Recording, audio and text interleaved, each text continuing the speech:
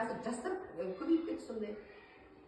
Міне сол имандылықтан ажырап баратқаннан кейін салт дәстүрімізді ата бабамыздан үйретпеген, өзіміз әке шешемізден көрген салт дәстүрді біз өзіміз бала шағамыздың алдында айтып отырмағаннан кейін, соны орындау талап етпегеннен кейін осындай жағдай болып жатыр деп ойлаймыз.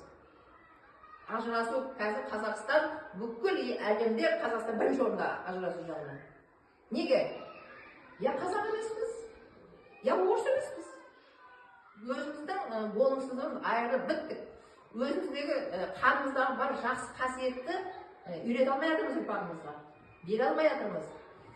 Олар осы жаһандану заманында сол Европаға, батысқа еліктеп бара жатыр.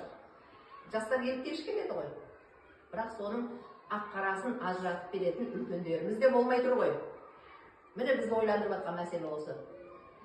Бәрін білеміз, бірақ іс жүзіне асыра алмай жатырмыз. Міне біз осы ауылдың өзінде осындай оқиғалар өте көп болып жатыр. Содан біз жаңа дабыл соғып, болмайды мынауымыз.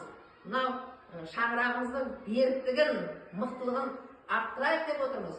Өзім аман болсам болды, өзім отбасым тыныш болса болды деп отыра беруге болмайды. Сіздер мектепте білім беріп жатырсыздар, тәрбие беріп жатырсыздар. Осы рухани байлыққа өте қатты мән беру керек. Салт дәстүрімізді мықтап ұстап, өнеге етуіміз керек. Өзіміз ұрпағымызға беруіміз керек. Міне біздің шырылдап айтып жатқан әңгімеміз осы. Ал баршаңызға рахмет.